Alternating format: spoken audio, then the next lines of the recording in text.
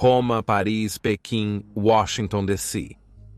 Todas essas cidades têm em comum duas coisas: sua beleza inquestionável e seu planejamento urbano abrangente.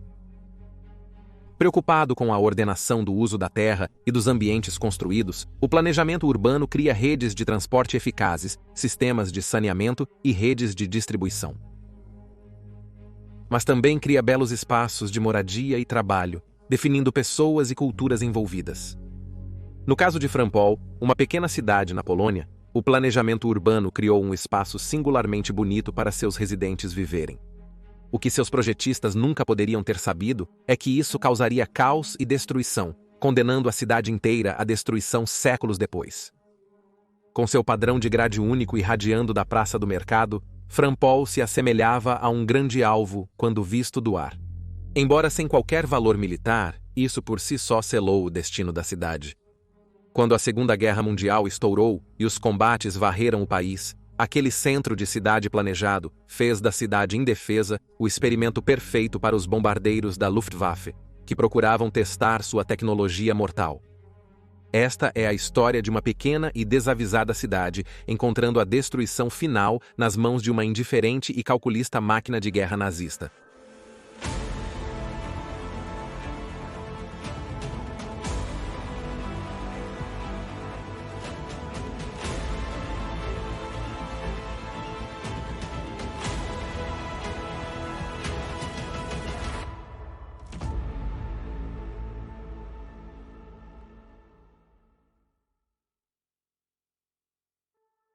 Uma cidade no distrito de Lublin, em direção ao sudoeste da Polônia moderna, Frampol não era uma cidade grande.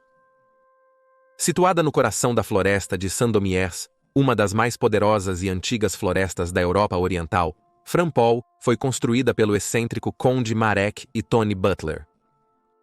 Herdando as terras ao redor da cidade moderna, bem como uma soma substancial de dinheiro, Butler decidiu fundar um novo assentamento urbano em uma área em grande parte desabitada. Assim, Frampol foi fundada em 1717 e cresceu constantemente a partir de então. Desde 1735, a cidade possui uma comunidade judaica e cemitério.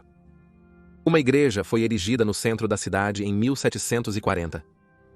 Ela, assim como todas as construções em Frampol e outras cidades naquela região florestal densa, eram de madeira.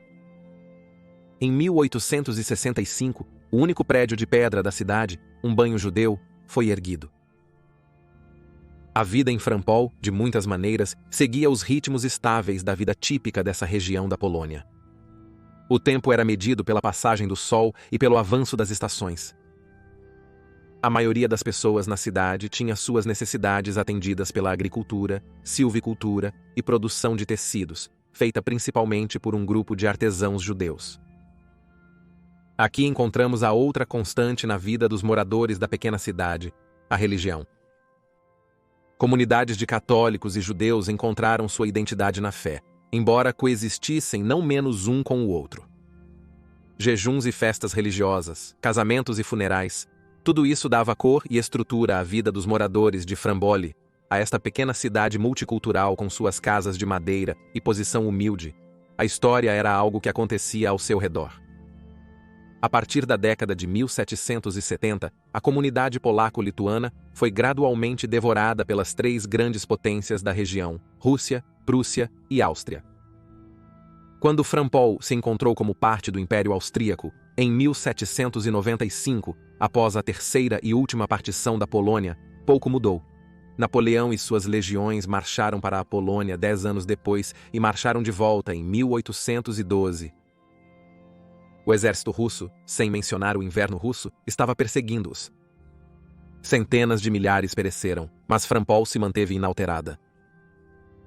Com a partida de Napoleão, os russos chegaram e a região passou para a jurisdição do czar, até que em 1914 encontrou-se brevemente sob ocupação de um Kaiser alemão. Os alemães pouco se preocupavam com pequenas cidades em vastas florestas, a não ser que fossem de seus contos de fadas. Frampol passou incólume de governante para governante, da Rússia para a Alemanha e após a derrota do Kaiser da Alemanha para a Polônia. O sol nasceu e se pôs, os sinos de Frampol tocaram, e seu povo dançou em casamentos e enterrou seus mortos. Para eles, Frampol não tinha história, apenas memória. Esta é a história de Frampol, ainda que sem grandes eventos. Para nós, a história europeia pode parecer um tapete de drama e dinamismo. Seja a tragédia de fomes e assassinatos, o heroísmo de batalhas e rebeliões, ou a marcha constante e benigna da razão e da ciência, a história europeia, muitas vezes, parece estar transbordando de ação. A história da cidade de Frampol contradiz diretamente essa imagem. Pois essa pequena cidade destaca que, para a vasta maioria dos europeus ao longo da história, os eventos dramáticos de seu tempo eram uma realidade distante. Dramas encenados por atores vagamente reconhecíveis em um palco que poderia muito bem estar a um mundo de distância de suas vidas cotidianas. Ou seja, essa teria sido a lição de Frampol, se não fossem os eventos de 13 de setembro de 1939. Pois nesse dia, a memória se tornou história, e a pequena e tranquila cidade foi para sempre consignada às páginas dos livros, documentando os horrores das guerras mais destrutivas da história registrada.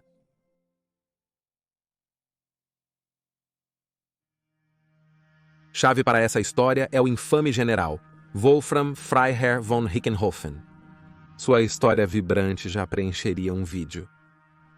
Ele lideraria o 8º Corpo Aéreo da Luftwaffe em uma missão para destruir Frambois. Talvez você não conheça este homem, mas deveria. Ele veio das famílias altamente ricas da nobreza prussiana, os von Richthofen. Eles eram a elite das forças armadas alemãs. Os primos de Wolfram incluíam Manfred von Richthofen, as de combate alemão, mais conhecido como o Barão Vermelho, creditado com 80 vitórias aéreas, bem como seu irmão mais novo, Lothar Richthofen, um as com 40 vitórias em seu nome. Wolfram recebeu uma cruz de ferro servindo em uma divisão de cavalaria na Primeira Guerra Mundial. Ele serviu como piloto de caça em 1918, vendo seu primo, o Barão Vermelho, ser abatido e morrer na primeira missão de Wolfram. Ele continuou a reivindicar 8 vitórias aéreas antes do armistício em novembro de 1918, mas na próxima Guerra Mundial, Wolfram estaria comandando aviões, não voando neles. Ele primeiro serviu como parte da Legião Condor na Espanha, comandando os aviões e pilotos não testados da Alemanha. Ele estava na Espanha, auxiliando as forças nacionalistas a destruir as tropas republicanas da Aliança Comunista. Ele não pretendia bombardear civis, mas foi o que ocorreu.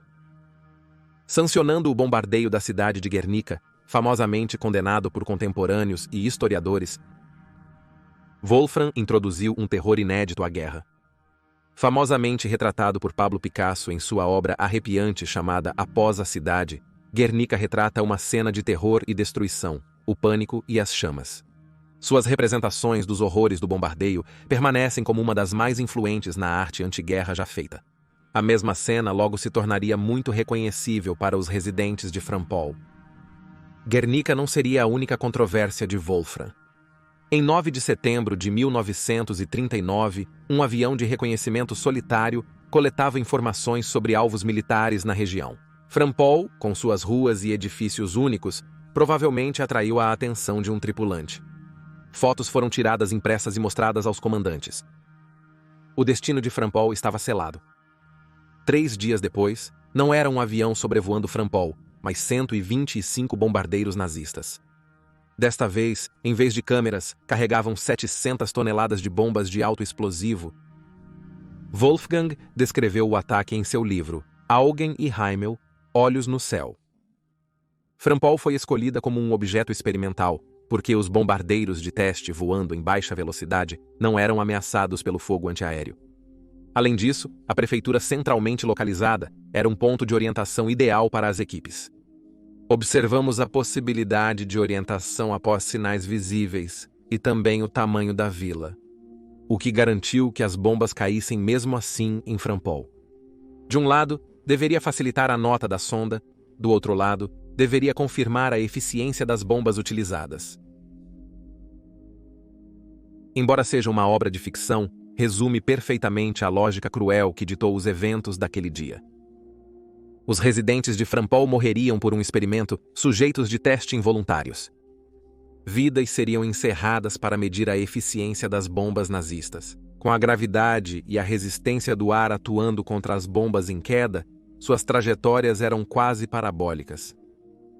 Fatores como vento e densidade do ar afetavam a precisão das trajetórias de voo das bombas. Para atenuar esses fatores, o bombardeio de baixo nível ou a aceleração da bomba poderiam ser aprimorados. Assim, a altitude do bombardeio, o tipo de bomba e as condições climáticas ditavam as trajetórias das bombas lançadas. Todos esses aspectos deviam ser considerados nos locais dos dispositivos de lançamento de bombas. Muitos usados pelos alemães não foram testados ou tinham variáveis pouco compreendidas. Isso estava prestes a mudar. Frampol era uma pequena cidade indefesa de 4.000 almas. Possuindo um plano de rua barroco, possuía uma grade geométrica perfeita. Isso provou ser a situação perfeita para basear cálculos e medidas. Com uma igreja histórica e a prefeitura na praça central, a calibração dos equipamentos podia ser feita facilmente e com precisão. Quando as bombas começaram a cair, poucos conseguiam entender o que estava acontecendo. Uma cidade sonolenta estava aninhada no meio de uma extensa floresta. Todos deveriam estar cientes da guerra, mas nem muitos imaginavam que chegaria a Frampol, especialmente através das barrigas dos aviões nazistas. Visualizar 700 toneladas de bombas pode ser difícil. Acredite em nós quando dizemos, para essa quantidade de munições cair em uma cidade tão pequena em tão pouco tempo. A escala de destruição é apocalíptica. Uma quantidade semelhante foi lançada em Londres nos dias 10 e 11 de maio de 1941, um dos maiores ataques na história do Blitz. Sem preparo, quem tentou salvar pertences ou entes queridos foram despedaçados ou esmagados por casas em colapso. Idosos, crianças pequenas ou enfermos que não tinham condições físicas tinham poucas chances. Se sobrevivessem à queda inicial das bombas, os incêndios que eclodiram no assentamento de madeira os levariam. No entanto, muitos conseguiram fugir, utilizando as largas estradas que se espalhavam para o norte, sul, leste e oeste da praça da cidade, as mesmas estradas que haviam condenado a cidade em primeiro lugar. Aqui eles formaram colunas de pessoas, todas juntas com o objetivo comum de fugir da terrível cena. Foi neste ponto que os nazistas testaram suas próprias armas. Muitos dos aviões de guerra visitantes estavam armados com bombas e balas. E os artilheiros aproveitaram a oportunidade para metralhar os infelizes residentes enquanto fugiam. Ninguém estava seguro. E como havia começado, o ataque acabou. Em apenas 2 horas desde o início do assalto pelo primeiro avião, a cidade estava em ruínas. As fotos de antes e depois, tiradas pelos próprios alemães, testemunham a totalidade da destruição. 90% de toda a cidade foi dizimada. Metade dos residentes morreram. O fogo consumiu séculos de história. Frampol havia sido completamente obliterada, e os homens do general Wolfram partiram com suas medições. Na verdade, a cidade de Frampol nunca se recuperaria. Dos 4.000 que viviam lá no dia 11 de setembro, o dia do ataque, apenas 2.000 sobreviveriam. Os feridos, embora lamentando os mortos, iniciaram a reconstrução.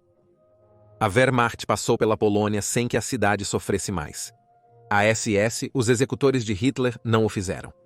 Esses esquadrões da morte chegaram em 1941, reunindo a significativa população judaica da cidade e os levando embora. O destino deles não está documentado. Talvez nunca saibamos o que aconteceu com esses tenazes sobreviventes do bombardeio. A especulação é possível. É improvável que eles tenham visto o interior de um campo de concentração ou campo de morte, pois em 1941 estes ainda não haviam sido construídos. Nesse período, judeus encontraram seus fins pela arma, com esquadrões de tiro alemães percorrendo as terras. É nas profundas e escuras florestas que cercam Frampol, onde provavelmente os judeus de Frampol foram levados. As florestas que influenciam muito da história e vida cotidiana da cidade provavelmente foram palco deste terrível crime. Hoje, a pequena Frampol ainda é quase uma cidade fantasma. Sua população permanece apenas 1.400, muito menos que a metade do que era antes do ataque. Seus edifícios são agora de concreto e robustos, mas além disso, a igreja reconstruída e a prefeitura, ainda situadas na surpreendentemente grande praça do mercado. Mas além da igreja reconstruída e da prefeitura, situadas na surpreendentemente grande praça do mercado, Framboise perdeu seu caráter. Há poucas lições da tragédia de Framboise. Seu povo morreu de uma maneira que quebrou todas as regras de guerra delineadas nas convenções de Genebra, e de uma forma que poucos sistemas morais jamais justificariam, além talvez da ideologia distorcida defendida por Hitler e o círculo interno nazista. Infelizmente, quando se trata da Segunda Guerra Mundial, a desumanidade do que aconteceu com a pacata cidade de Frampol, com seu peculiar e ruinoso traçado de ruas, era muito comum. Isso não tornou e não torna isso aceitável. Os líderes da Polônia ainda se reúnem periodicamente nesta pequena cidade em um canto remoto da Polônia, para mais uma vez lembrar a destruição não solicitada que ocorreu lá, simbólica à sua maneira da destruição que ocorreu em toda a Polônia, durante a duração da guerra. Pois Frampol foi, em muitos aspectos, a primeira vítima dos experimentos nazistas em morte em massa. Tragicamente não seria a última.